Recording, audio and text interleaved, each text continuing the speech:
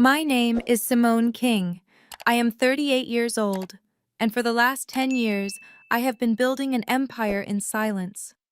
My family, the prestigious Kings of Atlanta, wrote me off as a failure after I refused to play their games. They thought I was broken. They thought I was poor. Last Thanksgiving, I came home for the first time in 5 years. My father, Marcus King, stood at the head of the table and announced he was selling the family business. He looked right at me and said, "Simone, you get nothing." My siblings cheered. I just smiled and took a sip of my wine. That night, I authorized my legal team to finalize the acquisition. They thought they were selling to a stranger. They had no idea they were selling to me. Before I tell you what happened next in that silent room, let me know in the comments where you are watching from. And hit that like and subscribe button if you have ever had to watch people celebrate your downfall, not knowing you were 10 steps ahead. The moment I stepped out of the rideshare and onto the long, curving driveway of the King family mansion, the air felt thick. This was Atlanta, this was my history, and this was the place I had run from. I walked up the marble steps, my simple black heels clicking. This house was a fortress of my father's ego, and I was the ghost returning to the feast. The front door was already open. I stepped inside. The whole family was already in the grand foyer, champagne flutes in hand. My father Marcus just nodded at me from across the room. My brother Jamal did not even look up, but Chad did. My brother-in-law Chad Scott detached himself from the group and moved to intercept me. Chad is a man who married into our family and immediately decided he was more of a king than I ever was. He lives off my sister's allowance, calls himself a consultant, and seems to believe his white skin gives him a special pass in my father's eyes. Sadly, he is right. He blocked my path, his smile all teeth. "Simone, my God." He looked past me toward the driveway. "You are not still driving that ancient Lexus, are you, seriously?" He laughed, a high, thin sound. "Keisha and I just put our deposit down on the new Rivian R1S, electric, top of the line. You know you have to upgrade, see me. Elevate." He tapped his temple as if sharing a secret. "Oh, and how is that little analyst job up in New York, still crunching numbers in that tiny cubicle for peanuts?" My little sister Keisha glided up next to him, sliding her arm through his. She was wearing a red dress that cost more than most people's rent, and she made sure I knew it. She looked me up and down, her gaze lingering on my simple, tailored black suit. "Honey," she said to Chad, her voice dripping with fake pity, but loud enough for everyone to hear. "Be nice. She is a minimalist now." Keisha then turned her full attention to me, her smile poisonous. "Honestly, Chad, I think she is just still not over the Oakwood embarrassment. She has to live a quiet life. It is the only way she can cope, you know, after failing so publicly." There it was. The Oakwood embarrassment. The words echoed in the high-ceilinged room. The very thing they had pinned on me. The very reason I was here. I said nothing. I just held Keisha's gaze. Her smile faltered for a second, confused by my silence. She expected me to crumble. She expected me to fight. She did not expect this calm. Chad's smile also tightened. He was not used to being ignored. "Well," he slurred, "do not just stand there. Go find a seat. Try not to break anything." They turned laughing and walked back to the group. I took a deep breath. The first attack was over. The game had begun. I let their words hang in the air like a bad smell. Keisha and Chad stood there smug and proud, waiting for me to break, waiting for the tears or the angry protests. I gave them neither. I simply held my head high, my expression calm, and looked past them toward the grand dining room as if they were two buzzing insects I could not be bothered to swat. I could see the flash of confusion in Keisha's eyes. My calm was not part of their script. My refusal to be the victim was more infuriating to them than any angry outburst could ever be. My silence was a weapon. And that weapon, that quiet strength, was something my brother Jamal could not stand. He strode over, breaking away from his conversation with my father. Jamal the Golden Boy, the Crown Prince, who had been handed the title of Chief Operating Officer, while I, with twice his qualifications, had been offered an internship. He was the one who truly ran the Oakwood project into the ground, but history, as written by my father, had erased his incompetence. He stopped right in front of me, purposefully invading my personal space. He was a big man, and he always used his size to intimidate. "Sit down, Simone," he commanded, his voice a low growl. I just looked at him. "I said sit down," he repeated louder this time. He glanced around the room, which had grown quiet. "You have been here for less than 2 minutes, and you are already making a scene." "I have not said a single word," I stated, my voice even. "You do not have to," he sneered. "It is that look on your face, that I'm better than all of you look. You walk in here late dressed like you are going to a funeral and you just stand there." He leaned in closer, his voice dropping. "Listen to me. Dad is in a good mood tonight. He is happy. We are celebrating. He is about to make a very important announcement." He paused, his eyes narrowing into slits. "Do not ruin it. Do not you dare ruin this for him." He continued, his voice dripping with condescension as if speaking to a child. "We are all trying to have a nice, normal Thanksgiving. For once. A day without your protests, your judgments, your drama. Can you do that? Can you just be normal for one night?" He scoffed as if the idea itself was ridiculous. "Just go sit in the corner. Be quiet. Try not to be the family's laughingstock for just one day, Simone. Is that really so much to ask?" He did not wait for an answer. He just shook his head in complete disgust, adjusted the cuffs of his expensive shirt, and turned his back on me, walking away as if he had just handled a disobedient dog. I stood there. The laughingstock, the drama, the problem. He had no idea. The Oakwood embarrassment. That is their favorite story. The one they have polished over the last decade, the one they use to define me, the one they use to justify their cruelty. They say it so often, I think they have actually started to believe their own lies. But I remember the truth. I remember every single detail. 10 years ago, I was 28 years old, and I was the brightest mind at King Development.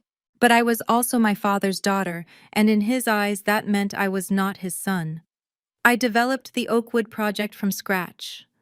It was my baby. It was not just another luxury high-rise. It was a sustainable multi-use community complex designed to revitalize the very neighborhood our family came from. It had green spaces, affordable housing, and incubators for local Black-owned businesses. It was more than a project. It was a legacy. I spent 6 months on the proposal. I brought it to the board. I presented it to my father, Marcus. And he laughed. He did not just smile or disagree. He leaned back in his leather chair in front of the entire executive team, and he laughed right in my face. He called it naive. He called it a little girl's fantasy. And then, in the ultimate act of public humiliation, he stood up, put his arm around Jamal, and announced, "My son will take it from here. Jamal will show you how to turn this little school project into actual money." And Jamal did what Jamal always does. He took my vision and he butchered it. He scrapped the green spaces. He fired the local architects. He turned Oakwood into a cheap, soulless cookie-cutter condominium complex. He cut corners on materials, he bypassed safety inspections, and he pocketed the difference. He gutted it from the inside out. It did not just fail, it collapsed. Literally. A structural wall failed during a heavy rainstorm. The entire site was condemned. King Development lost $20 million, and our family name was dragged through the mud all over the Atlanta news. And who did my father blame? Who stood in front of the press and took the fall? Not Jamal, his golden boy. No, he blamed me. Marcus King told the world that the entire catastrophe was due to my flawed initial design. He was the one who first called me the Oakwood embarrassment. He made me the laughingstock of the entire city. That was the day I stopped being his daughter. That was the day I walked away from Atlanta. And that was the day I started planning in meticulous detail how I would one day return. I stood there for a long moment, letting Jamal's insult hang in the air. I watched him retreat to my father's side, and they clapped each other on the back, a private joke shared between the two men who had ruined everything. I could feel the eyes of the entire room on me waiting for the laughingstock to finally break. I calmly walked past them, ignoring their smug looks, and took the empty seat at the far end of the long, polished mahogany table as far away from my father as possible. I placed my small clutch on the floor beside me. The dinner was, as always, a lavish affair. A 20-pound turkey glistened in the center, surrounded by mountains of roasted vegetables, buttery mashed potatoes, and pecan pies. It was a performance of wealth, a feast designed to show the world how blessed the King family was. The conversation was loud, but it was hollow. Keisha and Chad were bragging about their upcoming ski trip to Aspen. Jamal was loudly explaining a stock market win he had clearly just read about. My father Marcus sat at the head of the table like a king on his throne observing his court. And then it happened. The sound that always signaled the beginning of the end. Clink, clink, clink. My father Marcus King tapped his crystal wineglass with a silver spoon. The room, which had been buzzing with fake laughter and boasts, fell into an immediate heavy silence.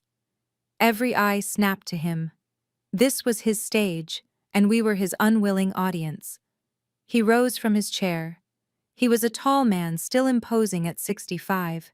He wore an impeccably tailored suit even at his own Thanksgiving dinner.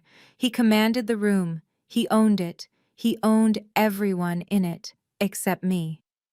Family! His voice boomed rich and deep, echoing in the high-ceilinged dining room. He raised his glass. We are gathered here today, as we are every year, to give thanks. He smiled, but it never reached his cold, assessing eyes. I look around this table and I see a legacy. He looked at Jamal, who sat up straighter. I see the future of what my father, your grandfather, built from the red clay of Atlanta.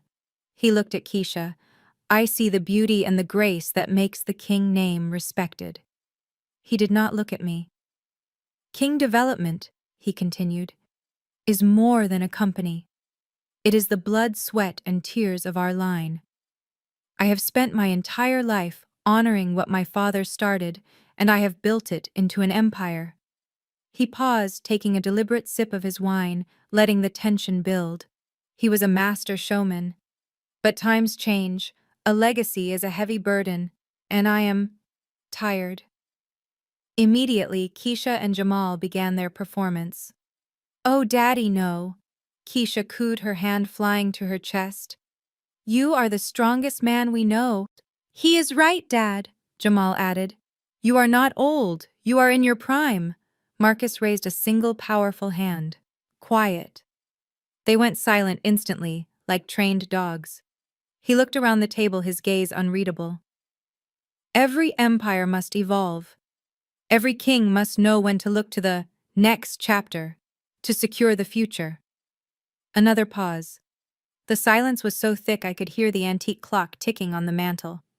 And so, he said, his voice dropping, after months of careful consideration, I have made a final executive decision. He locked his eyes not on his favored children but directly on me across the A. I have decided to sell the company. The air in the room crackled. Keisha and Jamal, the two loyal actors, immediately leaped into their roles. Sell! Jamal half shouted, standing up from his chair. Dad, what are you talking about? Sell King Development! Keisha put her hand to her throat, her eyes wide with what she must have thought passed for concern. Oh my God, Daddy, no, you cannot. It is Granddad's legacy. You are not sick, are you?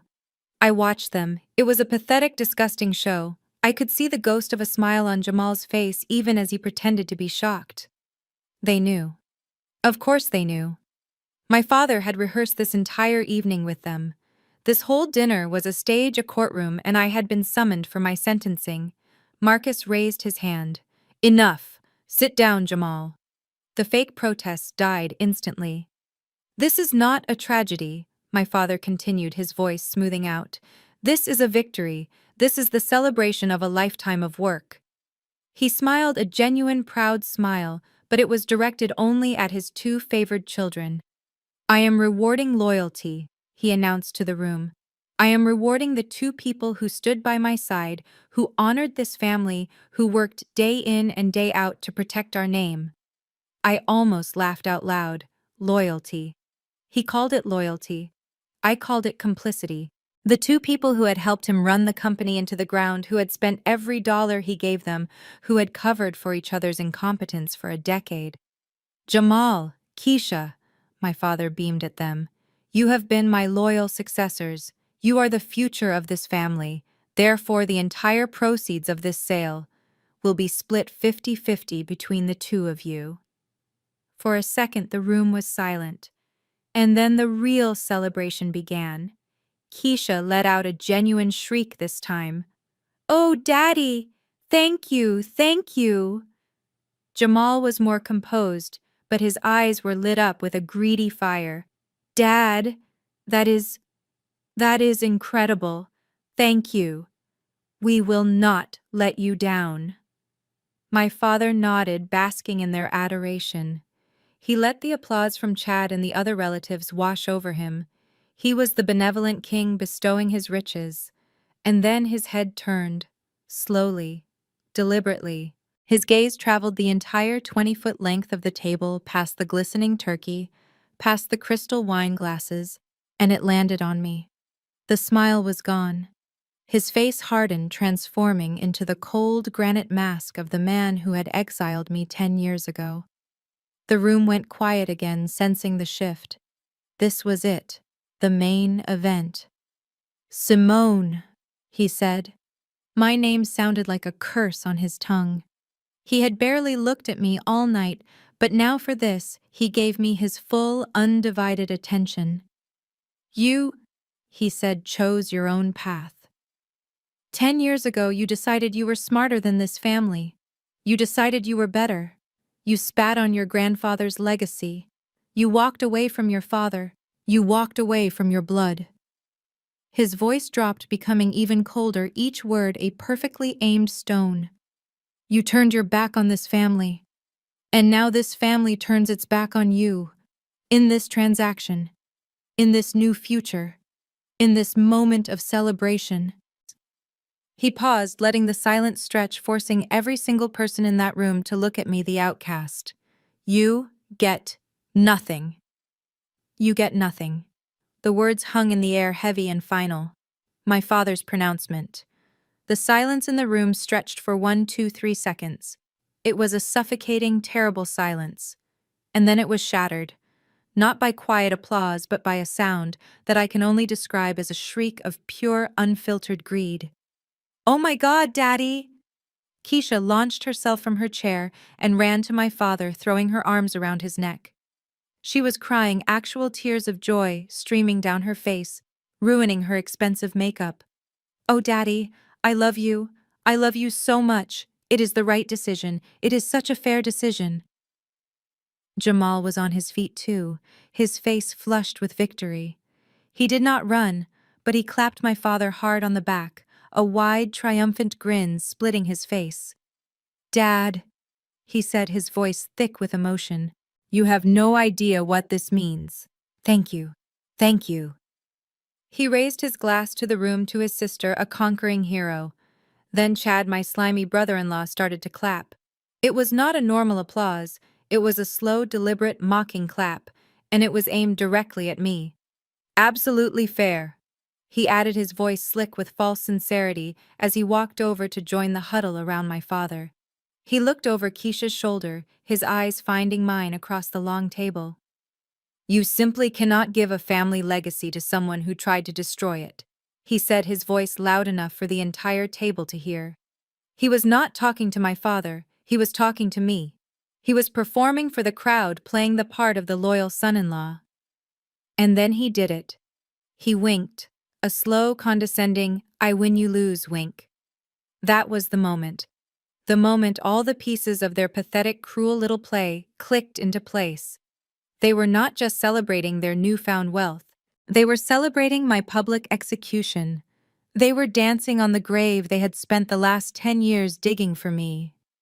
They had gathered me here in my childhood home on a day meant for gratitude, to put a final humiliating stamp on my failure.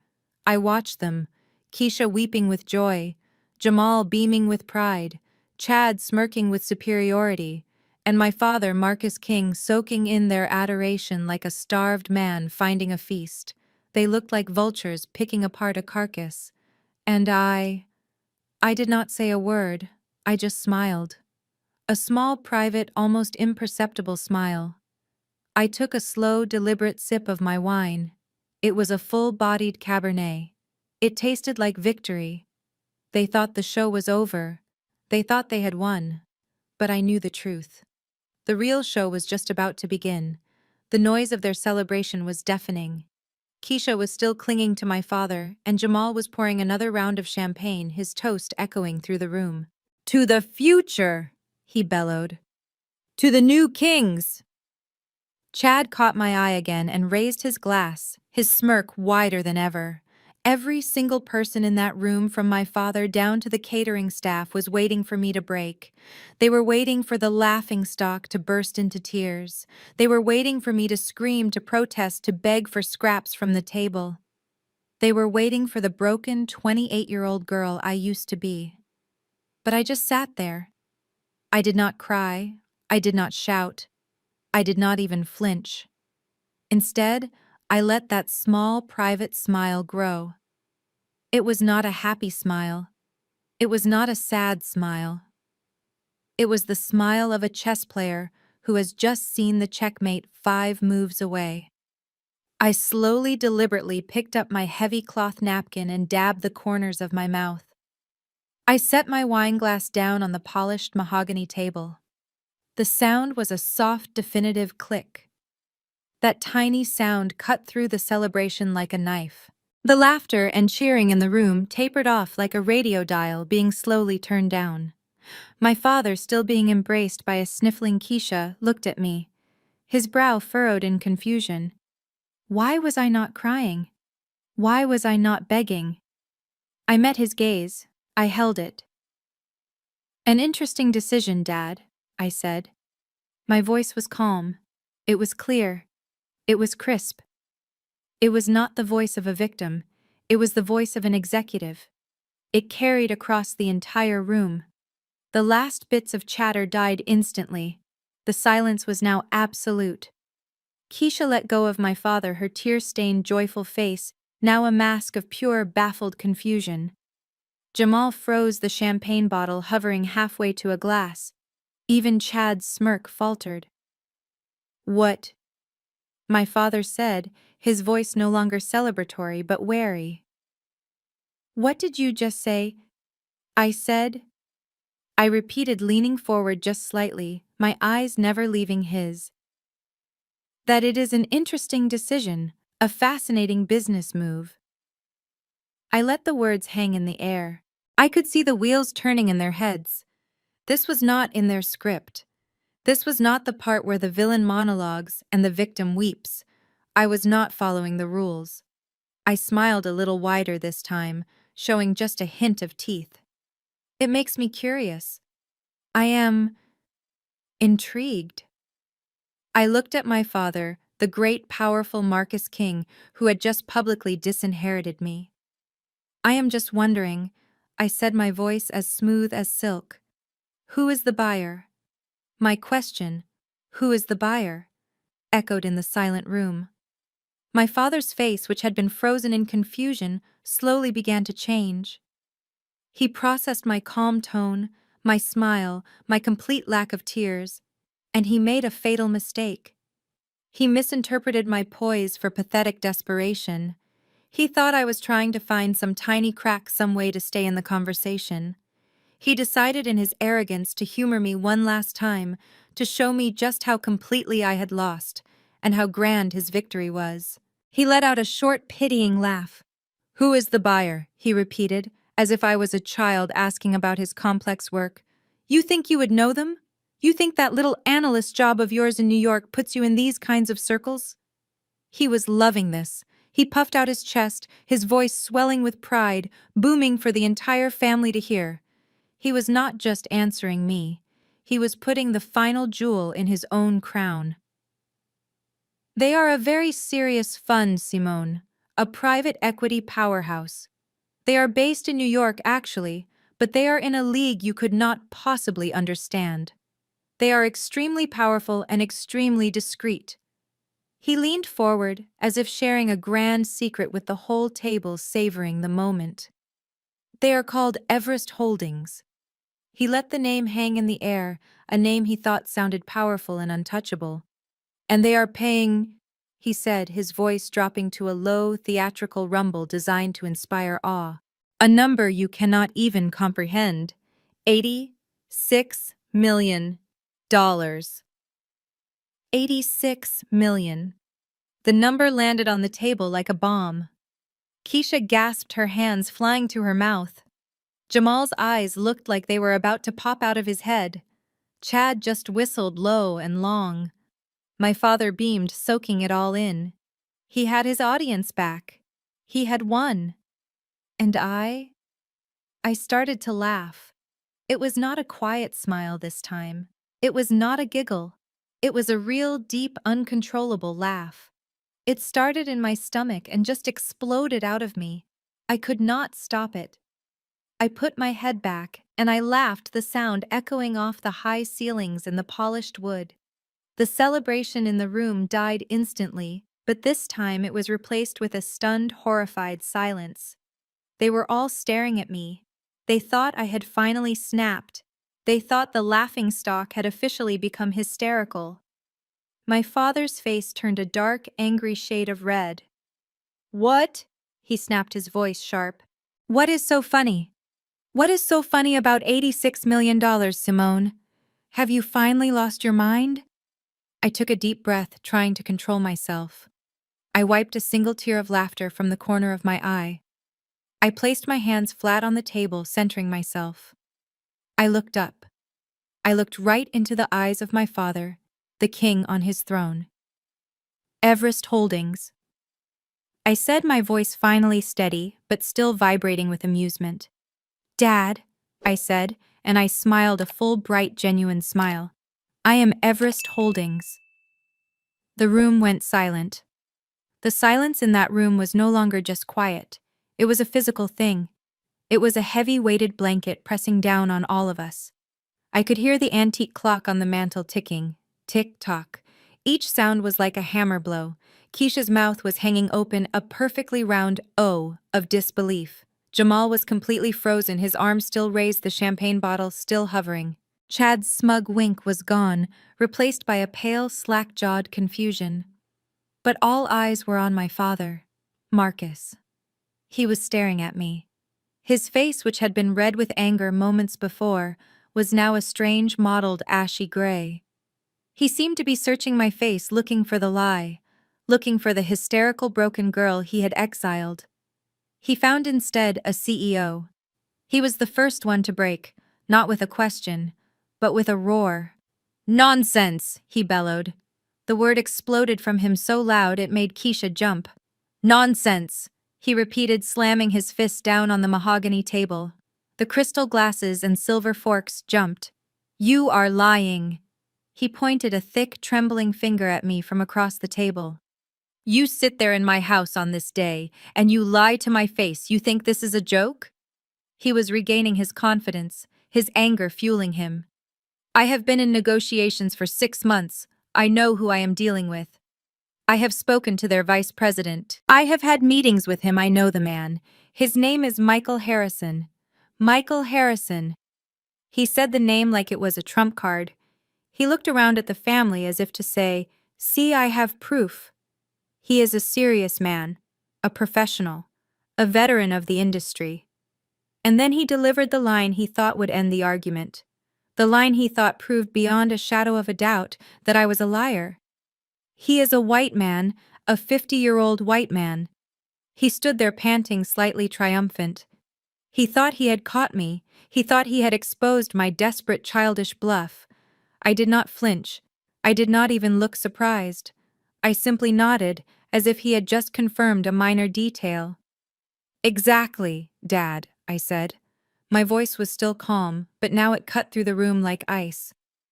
"Michael Harrison, he is wonderful, an excellent VP of acquisitions. He is 61, not 50, but you were close. His golf game is terrible, but his negotiation skills are first rate. My father's face faltered. What are you talking about? I am talking about Michael, I said. I hired him. I hired him 3 years ago from a rival firm. I gave him that title. I gave him that generous bonus structure.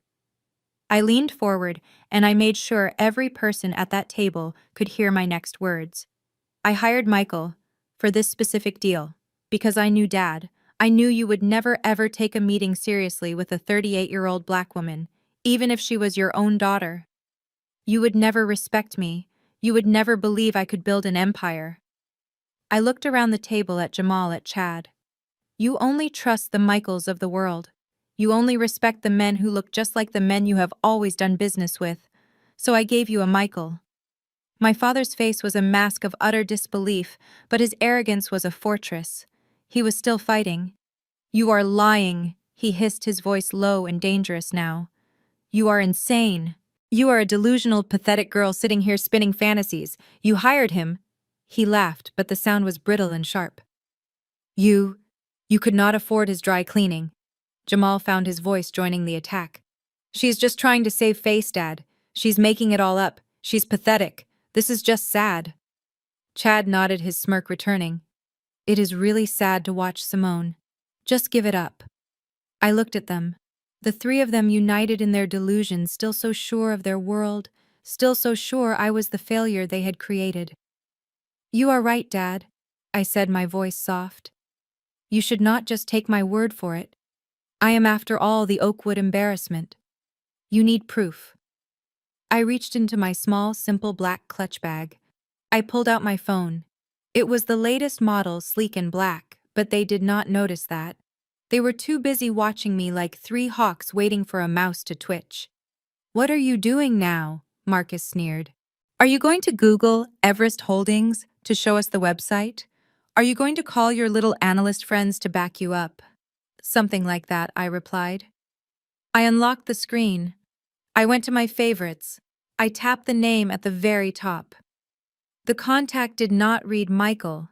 It simply read Ops. And I did not just call. I made a video call. The room was silent. As the phone began to ring, the sound echoing unnaturally. 1 ring. 2 rings. I placed the phone flat on the polished table in the center, right next to my untouched plate of food. I angled the screen so everyone, especially my father, could see it. And on the 3rd ring, the call connected. The screen lit up. And the face that appeared was the exact man my father had described. Michael Harrison.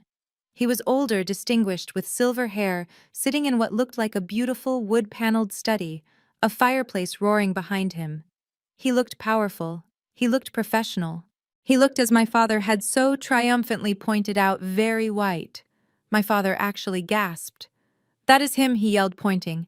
That is Michael Harrison. That is the man. Michael on the screen looked slightly confused, taking in the chaotic scene of a family dinner table. He started to speak. Simone, I cut him off, my voice clear and strong. Pardon the interruption, Michael, I said. I know you are with your family for the holiday. I just needed you to confirm a few details for my family. The moment I used that tone, Michael Harrison's entire demeanor shifted. The casual confusion vanished. His back straightened. He snapped into the role of an employee speaking to their superior. He looked directly into the camera. Of course, Madam CEO, he said. His voice was crisp, respectful, and carried perfectly from the phone's speaker. No intrusion at all. Is everything proceeding as planned? Are the final acquisition documents ready for your signature, Madam CEO? The 2 words hit the room like a physical blow. There was a sudden, sharp, shattering sound. I turned my head. Keisha. Her hand was frozen in the air, but the crystal wine glass she had been holding was gone. It had slipped from her completely numb fingers. It hit the hardwood floor, exploding in a spray of dark red wine and 1,000 glittering fragments. Keisha! Chad yelled, jumping back as the wine spattered his pants. But Keisha did not move. She did not even look at the broken glass or the spreading stain. She was staring at my phone, her face paper white, her mouth hanging open. CEO, she whispered, her voice a tiny, trembling, broken sound. He called her. CEO. The sound of the breaking glass was the only thing that moved. For a full 10 seconds, nobody else did. Keisha just stared at the red wine spreading like blood across the floorboards. Chad was dabbing at his pants, his face pale. My father Marcus was frozen. His eyes locked on Michael's face on the phone screen, his entire world visibly short-circuiting. But then I saw it. The first one to move was Jamal. His head had been down, staring at the table as if in a daze. Now his head slowly came up. His eyes, which had been wide with shock, began to narrow. I could see the primitive, greedy gears grinding in his head. He was not processing the betrayal. He was not processing the lie. He was processing the number. $86 million. A slow, strange, oily smile began to spread across his face. "Wait a minute," he said, his voice quiet at first, then growing with excitement. He looked past my father. He looked past Keisha. He looked right at me, and his smile became a huge, idiotic grin. "Wait just one damn minute," he boomed, and he started to laugh. It was a nervous, high-pitched laugh. "CEO Simone, you are the CEO." He shook his head as if I had just pulled off the most amazing prank. "So, all that," he waved his hand around the room, "all that you get nothing stuff. That was just part of the deal." He was not asking. He was telling himself. "The money," he suddenly yelled, his eyes lighting up. "The 86 million. It is still here. It is with you." He clapped his hands together, a single loud smack that made Keisha jump. "Simone, you brilliant thing, you magnificent, you kept it in the family." He walked around the table, his energy completely changed from shock to celebration. "Oh, this is rich. This is better. We do not have to sell to some stranger. We are selling to you. It is all our money." Keisha finally broke her trance. She looked up from the broken glass, her mind slower than Jamal's, finally catching up to his flawed logic. "Money," she whispered. "The 86 million. Yes," Jamal shouted, grabbing her by the shoulders. "He is paying her, which means we get paid. We are still rich." Keisha's face transformed. The pale shock was washed away by a hot, greedy flush of relief. "Oh my God," she breathed. "Oh my God, Jamal, you are right. 86 million. She turned to me, her eyes just as demanding as they had been 10 minutes ago, but now filled with a desperate new hope. "So," she said, her voice shaky but regaining its usual entitlement, "you are the CEO. You are the buyer. Fine. Great. When do we get our checks? When do Jamal and I get our cut? Cut the check, Simone. Let's get this done." I watched them. My brother and sister, their faces lit up with a grotesque, desperate greed. They had gone from shock to disbelief to pure, unadulterated avarice in the span of 30 seconds. They were already spending the $86 million in their heads. They were dividing up my life's work, a company they did not even understand, like two spoiled children fighting over a birthday cake. They did not care that I was the CEO. They did not care about the lie. They only cared about the money. They were so lost in their fantasy, they did not notice that one person in their group was not celebrating. Chad. My brother-in-law, Chad Scott, was not smiling. He was not demanding his cut. He was standing behind Keisha, his face pale, his eyes narrowed, and he was staring at me. He was the only one in the room besides me who was actually thinking. "Hold on," Chad said, his voice cutting through Keisha's excited babbling about a new boat. "What is it, honey?" Keisha snapped, annoyed at the interruption. "We are talking—" "No," Chad said, shaking his head slowly. He never took his eyes off me. "I do not get it. I do not get it." He pushed past Keisha and took a step toward the table. You, he said, pointing at me. You are a CEO.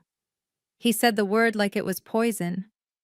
You are the girl who ran the Oakwood project into a $20 million lawsuit. You are the one who ran off to New York. You are an analyst. An analyst, he spat. We all know it. You sit in a cubicle and you crunch numbers for some faceless bank. He was pacing now, his mind spinning, trying to make the pieces fit his worldview. How does an analyst just get a fund like Everest Holdings? Where does $86 million come from? It does not just happen. He looked at my father. Marcus, she is lying. This is a trick. I let him spin. I let him work himself up. Let him voice every single condescending thought they had ever had about me. He was clinging to the narrative they had all built, the narrative of Simone the failure. Because if that narrative was wrong, then their entire world, their entire sense of superiority was built on a lie. When he finally stopped panting in his frustration, I took a slow, deliberate sip of my water. I set the glass down. First, Chad, I said, my voice quiet, but it cut through the room. I need you to stop using that word. What word? He sneered. Lying. Analyst, I said. I am not an analyst. I do not crunch numbers in a cubicle. I am not the person you all so desperately needed me to be. He stared at me blankly. Then what are you? I am an investor, I said. An investor, he scoffed. In what stocks, crypto? No, I replied, and I let a very cold, very small smile touch my lips. I am an investor with a very specific, very niche specialty. I leaned forward, my voice dropping so they all had to lean in to hear me. My specialty is finding, acquiring, and restructuring dying family-owned real estate companies, companies that are rotting from the inside out, companies being destroyed by the incompetence and the greed of the very children who were supposed to be their heirs. I held his gaze. Companies, just like yours. Chad's words hung in the air. Companies, just like yours. And I let him and all of them drown in the implication of that statement. I saw the flash of true animal fear in my brother-in-law's eyes. I saw my father clench the arm of his chair, his knuckles white. I saw Jamal and Keisha still stuck on the 86 million, their faces blank, not yet understanding the true nature of the game they were in. They thought I was an analyst. They thought I was a failure. They thought I had been hiding in New York, licking my wounds, living a small, pathetic life. They needed to believe that because the alternative was too terrifying for them to comprehend. The alternative meant that while they were laughing, while they were spending, while they were celebrating my downfall, I was building. When I left Atlanta 10 years ago, I did not just leave. I was driven out. I was exiled. Marcus and Jamal did not just let me go. They pushed me out, slammed the door, and set fire to the bridge. They made sure I knew I was no longer a king. They were right. I was not. I landed at LaGuardia with one suitcase, a laptop, and $10,000 to my name. I walked out into the cold New York air, and I felt free. The name King was not a crown. It was a cage, and I had just been let out of it. That first night in a tiny, sterile hotel room in Midtown, I made a decision. I would never again be defined by my father's name. I would not be Simone King, the Oakwood embarrassment. I opened my laptop and I started a new life. I took the one thing of value they had not been able to burn or steal. I took my mother's maiden name, the name of the strong, brilliant woman my father had slowly crushed with his ego. S.K. Vaughn. S.K. Vaughn was born that night.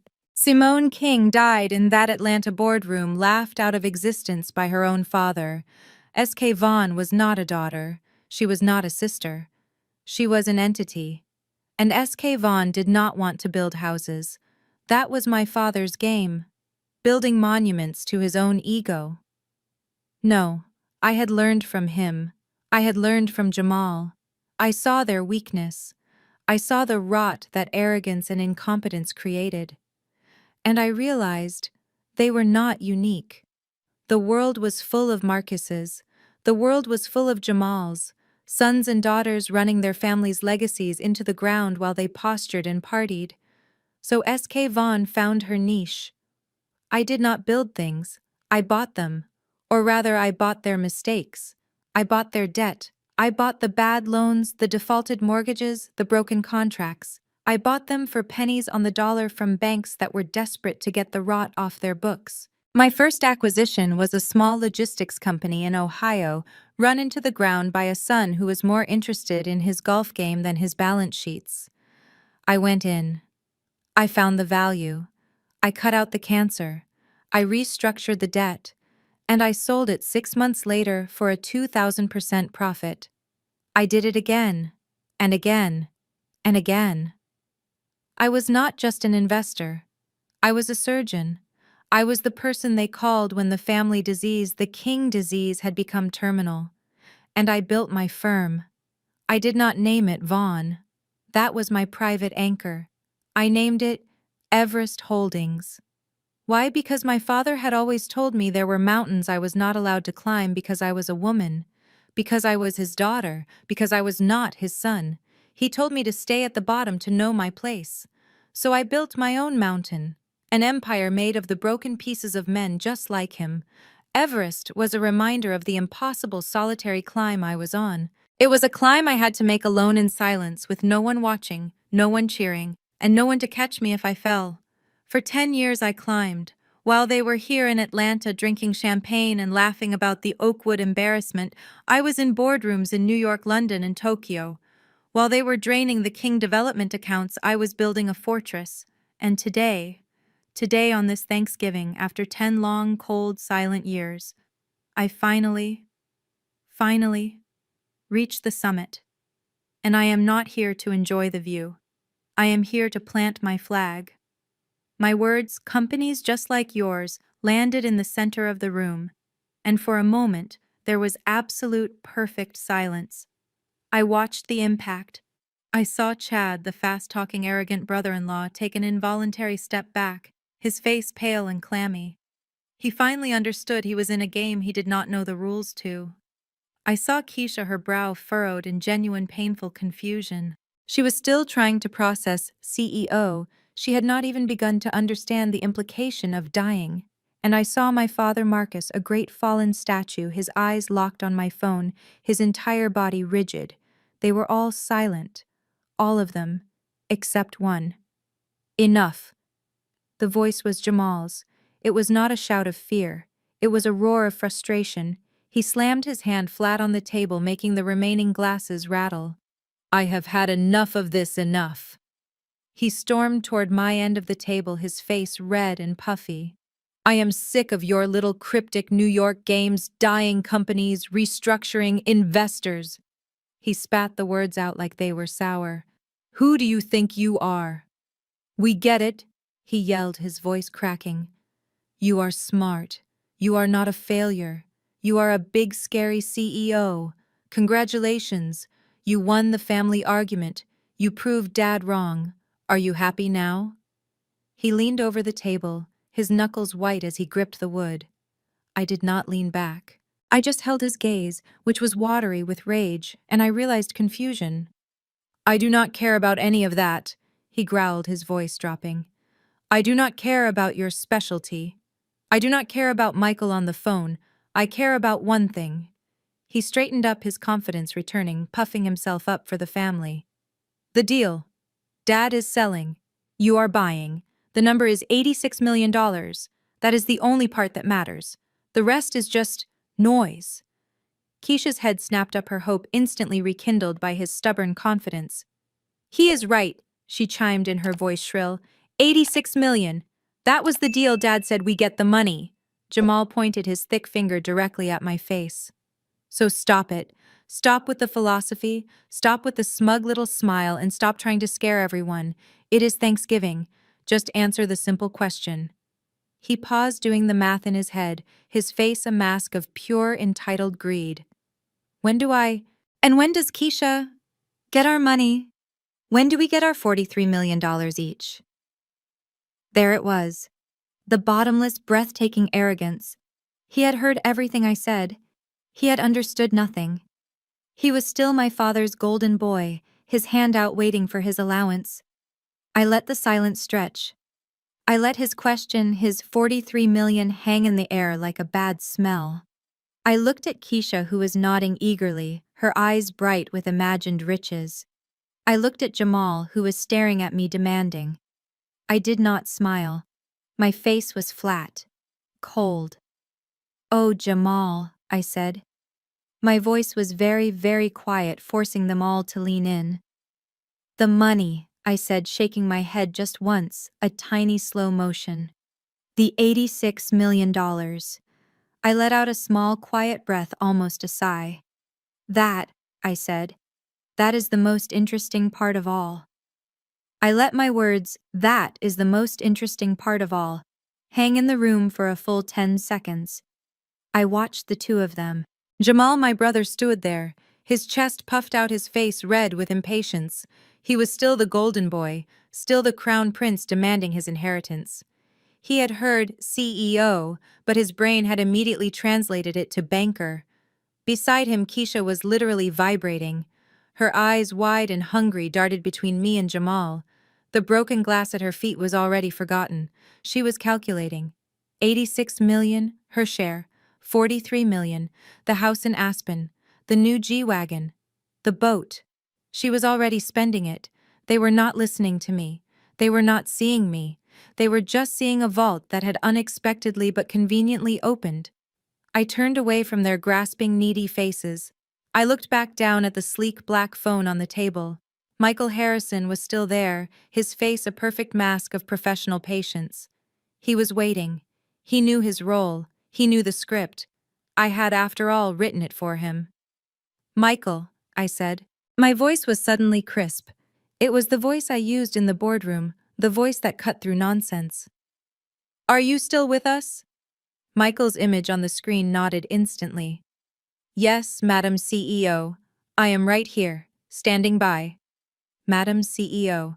I heard Keisha take in a sharp breath. She was not used to hearing that title, and she especially was not used to hearing it directed at me. "Good," I continued, my voice cold. "Michael, I need you to clarify something for my family. They seem to be under a slight misapprehension, a slight misunderstanding about the terms of this acquisition." I saw my father Marcus out of the corner of my eye. He gripped the carved arms of his chair. His knuckles were bone white. He was not looking at me. He was staring at the tablecloth. He knew. In that moment, he knew the trap was real. "My brother and sister," I said, gesturing vaguely to Jamal and Keisha, "are operating under the number my father provided to them." I turned my gaze to my father. He refused to look up. $86 million. Jamal, hearing the number, nodded emphatically. "That is right," he barked, his confidence surging. 86 million. Now let's just get to it." "Yes," Keisha chimed in, her voice shrill. 86, that was the deal. I looked back at the phone. "Michael," I said, "I am looking at the final due diligence report, the executive summary, specifically the section on total liabilities versus assets." Michael on the screen nodded. "I have it right here, Madam CEO." "Excellent," I said. "My father, Marcus King, has just told the family he is selling this company for $86 million. I paused. "Please, Michael, I need you to correct me if I'm wrong, but I cannot seem to find that number anywhere in our deal memos. Can you confirm the actual audited valuation of King Development? Not the fantasy, Michael, the facts." There was a perfect professional silence. Michael looked down for a moment as if consulting a file, though I knew he had memorized this part. He looked back up at the camera. "Madam CEO?" He began, his voice flat, emotionless, and absolutely brutal. "The number $86 million is not relevant to this transaction. It does not appear in any of our analysis." Jamal's red, triumphant face began to cloud with confusion. What is this? What is he talking about?" Mr. Harrison, I said, my voice sharp, cutting off my brother, just the final audited number, if you please. What is the net worth of King Development? Michael took a steadying breath. As of our final audit, which closed last Thursday, he said, his voice projecting clearly from the phone's speaker, King Development has been operating at a net loss for the last 62 months. I watched my father's eyes close. He knew what was coming next. Michael continued, the company has multiple outstanding defaulted and accelerated loans, all of which, as you know, Everest Holdings has acquired from the primary lenders. The number, Michael, I pressed, twisting the knife. Understood, Michael said. The total outstanding secured and unsecured debt liability of King Development is $92,744,000. He paused, letting the number sink in. The company's liquid assets are less than $2 million. The hard assets are fully leveraged. King Development has a negative equity position of over $41 million. He delivered the final killing blow. The company is Madam CEO and has been for at least 5 years, functionally insolvent. The silence in the room was not silence. It was a vacuum. It was the sound of all the air, all the hope, all the greedy, stupid arrogance being sucked out of existence. I did not look at Michael. I looked at Jamal. His face was frozen. His mouth was hanging half open. The color was draining from his skin, leaving it a sick, pasty gray. He looked like a man who had been punched in the stomach hard. Beside him, Keisha just stood there. Her head was tilted, as if she was listening to a foreign language she could not quite understand. 92 million debt insolvent. These words were not in her vocabulary. She just blinked, her mind a perfect empty blank. And then, at the exact same moment, as if a single string had been pulled, they both turned. Not to me, but to my father. What? Keisha's voice was a tiny, high-pitched, desperate squeak. What? Jamal's voice was not a question. It was a roar, a sound of pure animal rage and disbelief. What the hell is he talking about? The air was vibrating with the force of Jamal's roar. He looked like a bull ready to charge, his massive frame trembling with pure, unadulterated fury. But his rage was not aimed at me. It was aimed entirely at my father. 92 million in debt insolvency, Jamal bellowed, his voice echoing off the walls. Dad, what the hell is this? You told us. You swore 86 million. You told us we were set. You told us we were rich. He gripped the back of his chair, his knuckles white. The veins in his neck stood out like cords. All the money I put in, all the long hours, this is what you gave me, a $92 million loss. You lied to me. Keisha's reaction was entirely different. She did not roar. She started to cry. Not the fake celebratory tears from before. These were sharp, panicked sobs. Her face was a mess of running mascara and shock. She rushed toward my father, stumbling over the broken glass on the floor, ignoring the red wine stain on her dress. Dad, tell him he's lying, she shrieked, clutching his shoulder. Tell him that man is a liar. You said we could get the house in the Hamptons. You said we would be set for life. I quit my job. I just bought a new car. You promise. She shook him desperately, trying to force the powerful, controlling man back into existence. We are not poor. We cannot be poor. Say it, Dad. My father, Marcus King, was a portrait of defeat. He was slumped in his chair, his massive shoulders rounded, his usual granite mask fractured. He looked utterly diminished. He could not bring himself to look at Jamal, who was still raging. He could not look at Keisha, who was clinging to him and sobbing hysterically. He only looked at me. His eyes, full of terror and profound defeat, met mine across the long, silent table. He searched my face one last time, looking for a shred of mercy, a hint of the daughter he remembered. His voice, when it finally came, was thin and reedy, completely lacking its usual booming authority. It was the voice of a broken old man. Simone, he whispered. He did not ask a question. He did not plead. He simply stated the truth, the one thing he could not deny anymore. You knew. He swallowed hard, his throat bobbing. You knew it was this bad. You knew we were insolvent. You knew all along. My father's whisper hung in the air. You knew all along. Keisha's sobbing intensified. Jamal's furious breathing was the loudest sound in the room. They were still clinging to the idea that this was a disaster that had simply happened to them, that I had just magically appeared to witness their bad luck. I looked at my father, the man who had taught me everything I knew about power and betrayal, and I finally gave him my answer. Knew, I said, my voice barely above a conversational level, yet it cut through the noise of their fear and their greed. I shook my head slowly. No, Dad. You have it completely wrong. My voice became sharper, clearer. I did not know it was this bad. I made sure it got this bad. The room went completely silent again. Keisha's sobs stopped instantly. Jamal's head snapped up, his eyes widening in comprehension. Chad, who had been leaning against the wall, stood ramrod straight. I looked at my father, delivering the final, crushing truth. You see, Dad, Michael was not just my vice president. He was my scout. He was my canary in the coal mine. I leaned in, resting my arms on the table. 18 months ago, I started seeing the signs. The public lawsuits were bad enough, but the SEC filings, the delayed payments, the hemorrhaging cash flow. I knew King Development was terminal, but I also knew a terminal company needs an exit. Your exit, I continued, was supposed to be a public, humiliating bankruptcy. King Development, the legacy of the great Marcus King, dissolving in a court of law. The headlines would have been brutal, your reputation would have been destroyed, and Jamal and Keisha would have been forced to sell this house to cover the bank's losses. I gestured to Michael on the phone screen, still patiently waiting. But Michael and we gave you another option. We gave you a graceful exit. We gave you Everest Holdings. I looked at Jamal, who was slowly backing away, his face pale. You did not sell the company to me, Jamal.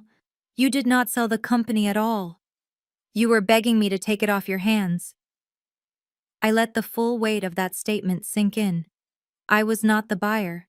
I was the savior. The only difference was that my salvation came with a price tag they could never repay. For the last 18 months, I continued, Everest Holdings has systematically spent millions of dollars acquiring every single piece of that $92 million debt. We bought your mortgages, your construction loans, your corporate bonds. We bought the debt for 10 cents on the dollar, yes, because we are shrewd investors, but we bought it all, every last cent. You did not sell King Development to me for $86 million? I looked at my father, my voice dropping to a harsh whisper. You signed the papers to transfer ownership to me in exchange for one thing, Everest Holdings agreeing to absorb and wipe out the $92 million debt you had accumulated. I paused. The air was thick with their absolute defeat. The $86 million figure, I said, looking from my father to Jamal, and finally to Keisha, whose eyes were now streaming with fear. That number was never the selling price. That number was simply the estimated total sum that you, Dad, and Jamal had managed to illegally siphon out of the company over the last 10 years to fund your extravagant lifestyles. I leaned back, resting my case. The transaction you signed was not a sale. It was an intervention. It was a way to save your family name from public ruin. And that number, that glorious 86 million you were so excited about, that is the amount of money you need to prepare to explain to the IRS and the Securities Commission. Not the amount of money you are receiving. The truth of the debt, the $92 million weight, hung over the table. My father was silent, defeated. Keisha was staring at the red wine stain as if she could rewind time. Chad, the opportunist, was already positioning himself by the door, calculating his escape. They were all broken. All of them except Jamal. He was a cornered animal. And like a cornered animal, his last defense was rage and denial. No! Jamal roared. He slammed his fist down again, this time hard enough to make the serving dishes jump. The noise was terrifying. He was breathing hard, his eyes darting around the room, desperately seeking a lifeline, a different story, any story but the one I had just told. And he found it where he always did. The old worn-out lie. The one that had worked for 10 years. "It's you!" he screamed, his voice thick with a rage so primal it actually shook. "It's all your fault, Simone. All of it." He pointed a thick, trembling finger directly at my face. "You want to talk about siphoning money? You want to talk about debt?" He took a large, ragged breath. "The company was fine before you. It was stable, but you had to come in with your crazy, pointless Oakwood project. That is where the whole started." He walked around the table, not coming toward me, but circling, projecting his narrative to the remaining relatives watching in stunned silence. $20 million, he yelled, addressing the room. $20 million lost on her naive little pet project. That is the day we went into the red. That is the day the banks started circling. She is the one. She is the one who weakened the company. She started the rot. He stopped, standing directly behind my father, using Marcus's slumped, defeated form as a visual shield. He looked at me, his eyes burning with frantic, desperate conviction. He had to make this true. For him to survive, I had to be the villain. "You ran away," he hissed, his voice dropping slightly now, aiming for sincerity. "You ran away and left us to fix your mess. You are the cause of the debt. You are the cancer that almost killed King Development. And now you come back here 10 years later to play the hero. To call us thieves. You are the real thief. You stole our future a decade ago. You did this to us." He leaned over the table, his face twisted with hatred, projecting all his own sins onto me one final time. "All of this, Simone, every single damn bit of it, is because of you." Jamal stood there, breathing heavily, convinced he had just won the argument. He had successfully rewritten history one last time, pinning all $92 million of debt on my failed $20 million project from a decade ago. He looked smug, waiting for my inevitable tearful defeat. I simply looked at him. I did not raise my voice. I did not flinch. "You know what, Jamal?" I said, my voice cutting through his fading rage, sharp and precise. "You are absolutely right." He blinked, confused by my concession. "Let us talk about Oakwood," I stated. "Let us talk about the truth of the last 10 years. Let us talk about who the real thief is and who the real cancer was." I reached for the phone. Michael Harrison's face was still patiently waiting on the screen. "Michael," I commanded, "I need you to execute the final distribution." "Understood, Madam CEO." Michael's voice came through the speaker. "The King family correspondence file is being distributed now." I watched, cold satisfaction filling me, as 4 separate phones on the dining table, my father's, Jamal's, Keisha's, and even Chad's, all made the same distinct, jarring ping sound of an incoming email attachment. Their heads snapped down simultaneously, checking their devices. I watched them scroll. "What is this?" Keisha muttered, squinting at her screen. "It is just old emails." "They are not just old emails, Keisha," I explained, my voice carrying the weight of 10 years of silence. "They are the receipts. They are the proof." I looked directly at Jamal. "The first attachment, Jamal, is dated June 12th, 10 years ago. It is an internal memo I wrote to you and Dad. It is a detailed 3-page engineering analysis, not naive fantasy, Dad, that unequivocally warned you both that the structural foam and substandard steel you insisted on using for the Oakwood Foundation would compromise the entire project's integrity." My father's face, already ashen, was turning green as he scrolled through his phone. He slammed his device down on the table, the sound loud and violent. He could not read any further. I ignored him. "The second attachment," I continued, "is your response, Dad, dated June 13th. You told me I was meddling where a woman did not belong and ordered me to keep my mouth shut and know my position. That is why I left Jamal. Not because I was a failure, but because my father chose incompetence over integrity." Jamal was scrolling frantically through his own phone, his face twisted in disbelief. No. No, this is faked. This is doctored. You cannot do this.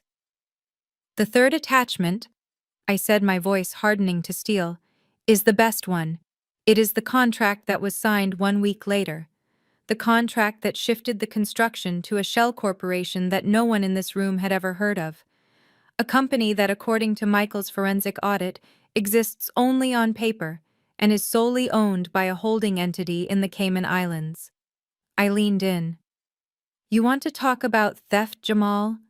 That shell corporation was used to skim $5 million in quality material funding out of the Oakwood budget and straight into a private account. $5 million. That is not a failure, Jamal. That is a felony. That is embezzlement. I looked him straight in the eyes, my voice a brutal whisper.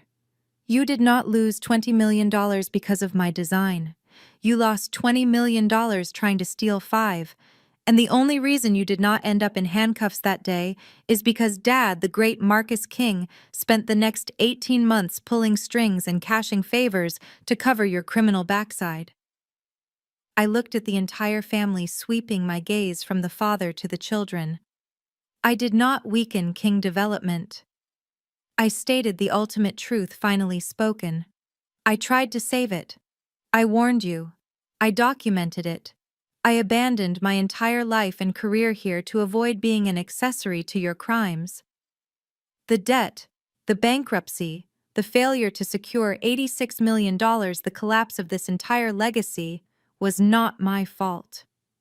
It was the direct result of the two people who have been so quick to call me a thief and a failure. I looked at Jamal, who had dropped his phone and covered his mouth with his hands. And you... I looked at my father, who was staring blankly at the wall. The two of you, I concluded, my voice ringing with finality, are the ones who killed King Development. Jamal had dropped his phone. It lay face up on the mahogany table, displaying the incriminating contract signed with the shell company. He stared at it, then at me, then back at the phone.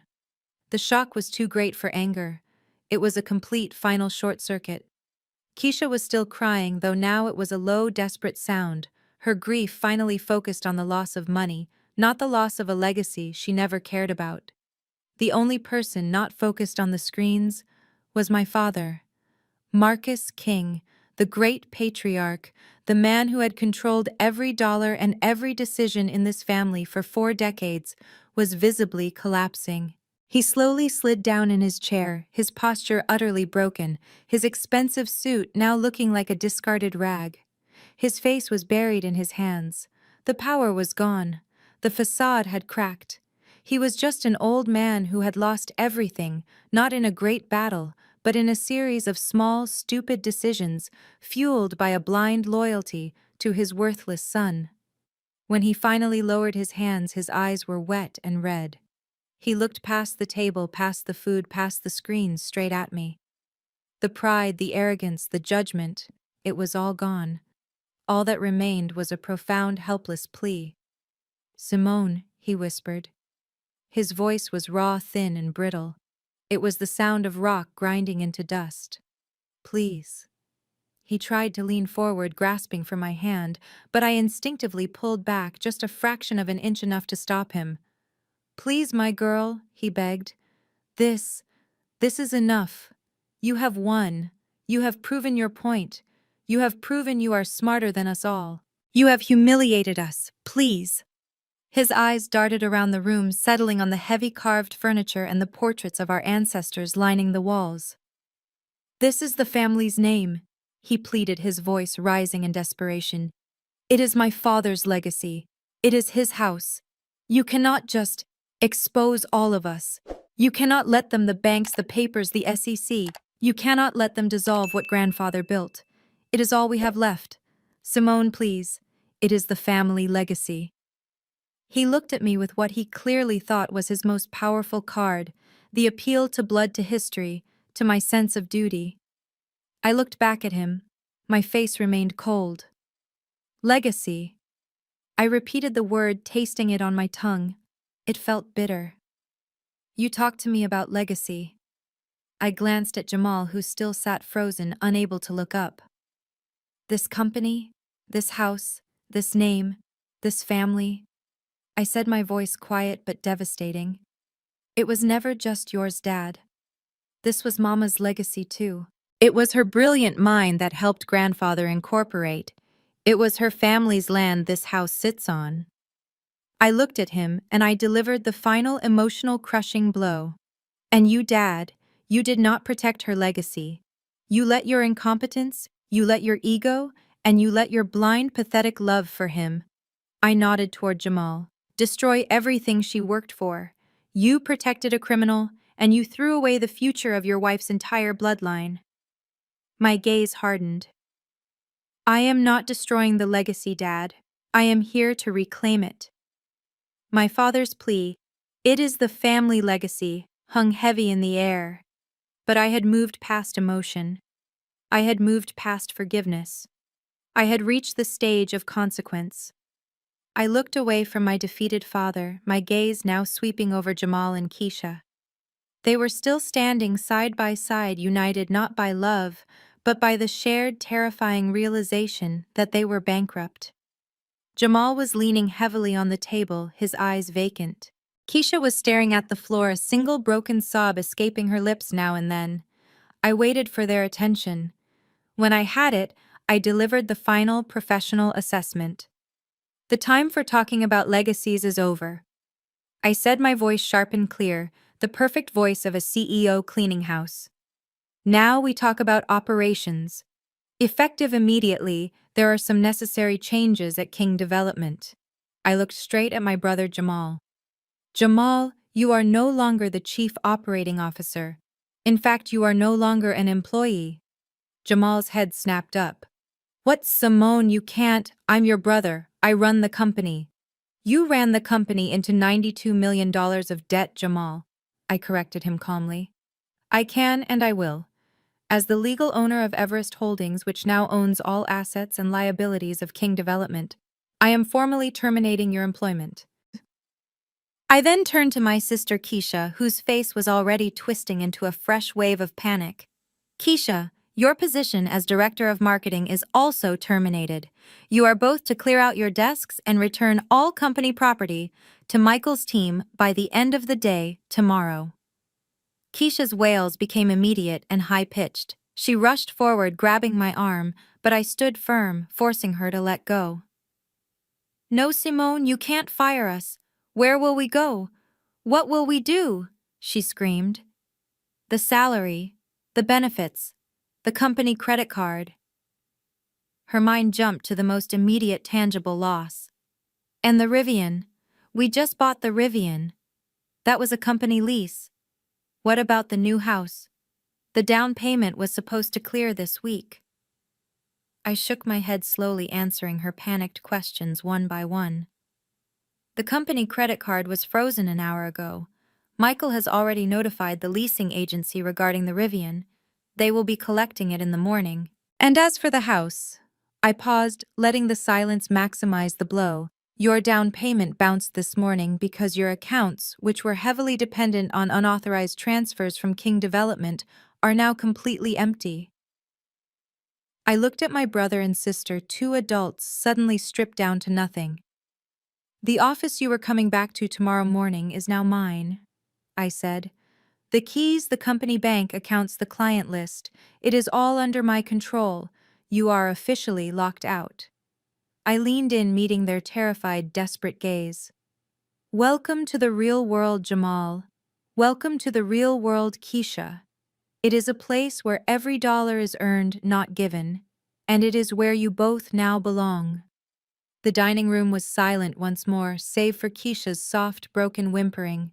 Jamal was staring at the floor, processing the reality of unemployment and crippling debt. The King family empire had crumbled in the space of one Thanksgiving announcement. But one person still had a protest left in him. Chad, my brother-in-law, the man who had ridden their coattails for years, finally found his voice high-pitched and indignant. He stepped away from the wall and approached the table, his face a mess of betrayal and fear. He pointed a trembling finger not at me, but at the broken figure of his father-in-law. "Marcus," he cried, addressing my father, "you cannot let her do this. This is insane, Simone. You cannot do this to family." He looked at me, his eyes full of desperate appeal. "We are family. You can't just throw out your own blood, your sister, your brother, your father. This is not how family works."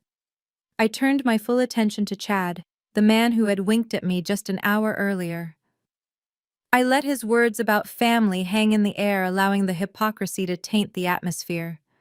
"Family," I repeated the word, tasting like ash. "You want to talk about family, Chad? You want to talk about what is owed to blood?"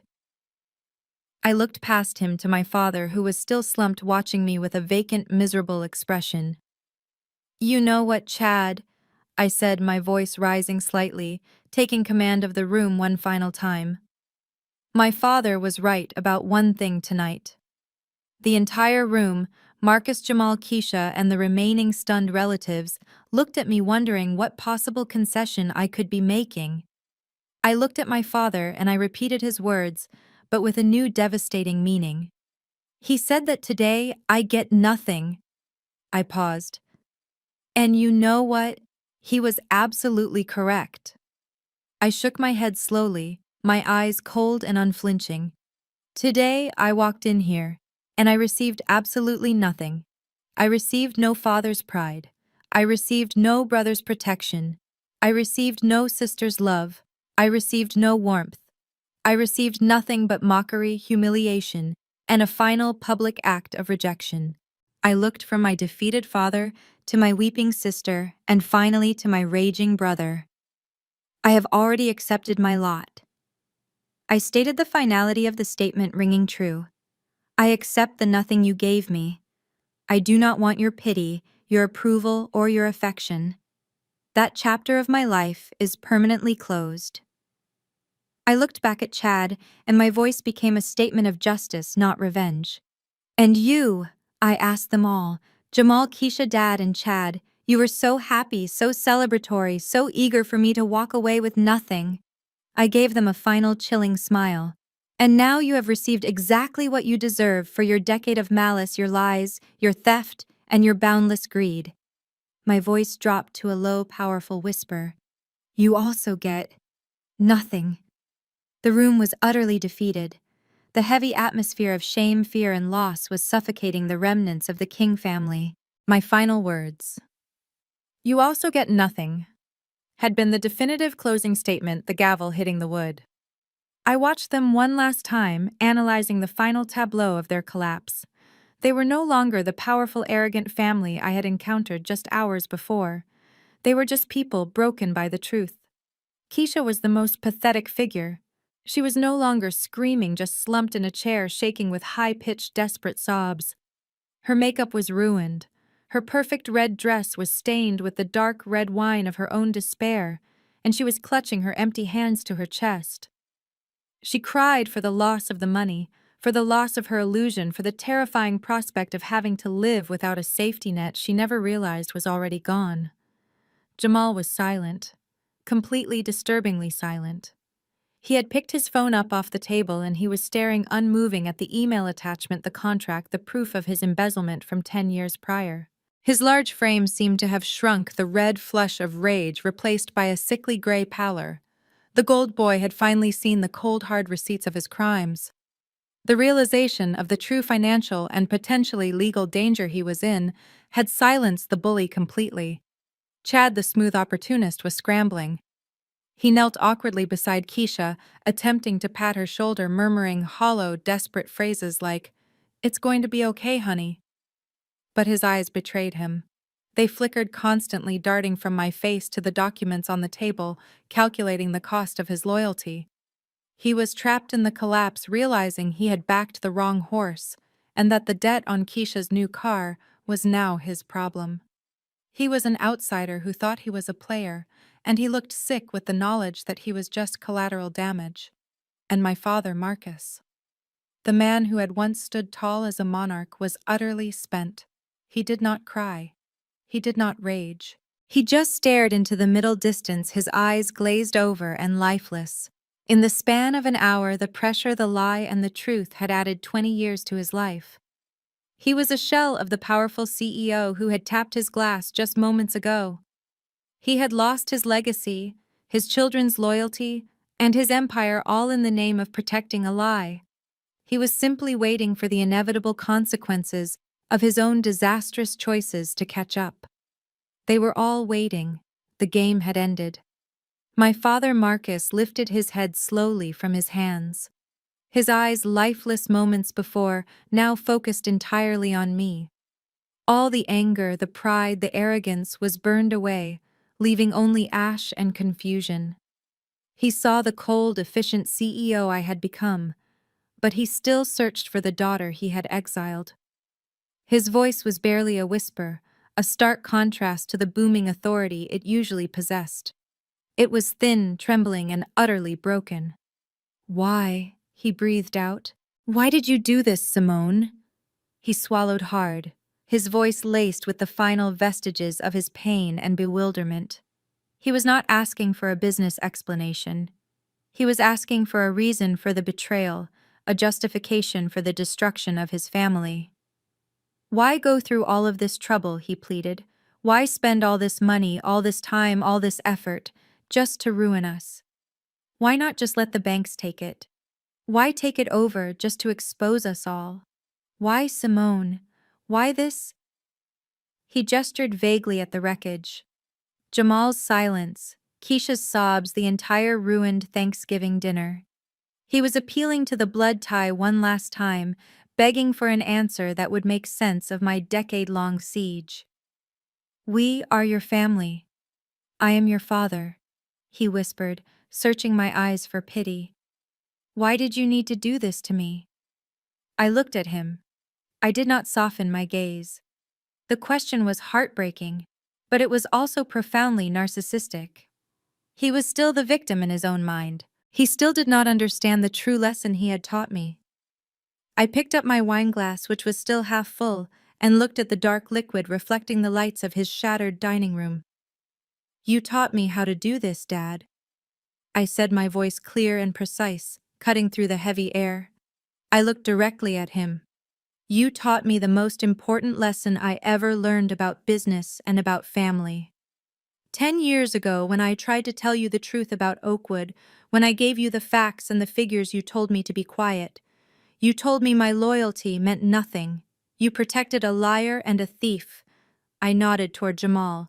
"And you threw your own daughter out of your house. That was your lesson, Dad." I raised the glass not in a toast, but in a solemn acknowledgement of the painful truth. "You taught me that in this family and in this world you created, the only currency that matters is power.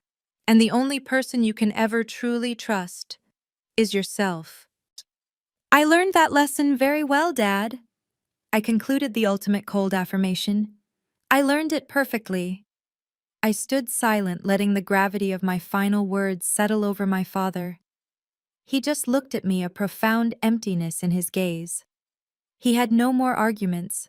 He had no more pleas. He was just a defeated man staring at the consequence of his own lessons. The silence that followed was heavy with finality. The last course of the Thanksgiving dinner had been served, digested, and utterly ruined. The performance was over. The sentencing was complete. Slowly, deliberately, I reached down and picked up my napkin from the table. It was heavy linen embroidered with the King family crest. I folded it once smoothly and placed it neatly back down beside my plate. It was a small act of composure in a room filled with chaos, a silent signal that my business here was concluded. I pushed my chair back from the table. The scrape of the mahogany legs on the hardwood floor was loud, a sharp, definitive noise. I did not look at Keisha's sobbing face. I did not look at Jamal's terrified slump. I looked only at the exit. "You can't go home again." That old saying had echoed in my mind for 10 years. But standing here looking at the wreckage of the King dynasty, I knew it wasn't true. I had come home, and I had found exactly what I needed to find. I hadn't returned to this mansion looking for closure. I hadn't come for apologies or forgiveness or reconciliation. That girl died the day I left. That girl wanted to heal. The woman who returned wanted justice. I did not come back here to ask them to acknowledge my worth. I returned to take back what was rightfully mine. Not the money I had built far more than $86 million on my own, but the dignity, the truth, the legacy of my mother that my father had let rot. They thought I was coming back to beg for a share of a failing company. They thought I would be grateful for scraps. They were so busy congratulating themselves they never saw me coming. They never saw the 10 years I spent meticulously gathering their debts, their mistakes, and their betrayals, packaging it all neatly and serving it back to them on a silver platter. I turned away from the dining table, leaving the shattered pieces of their life.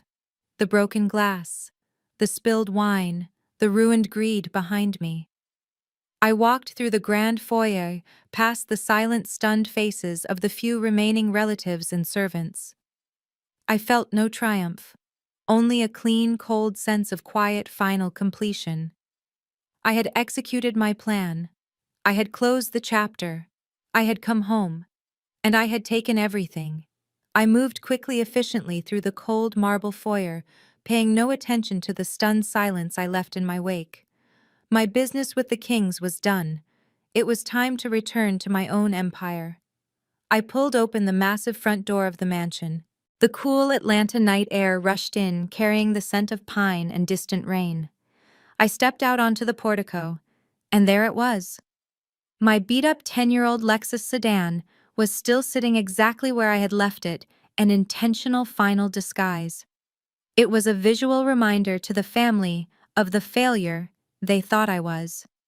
But just behind it, pulled up discreetly near the gate, was the reality.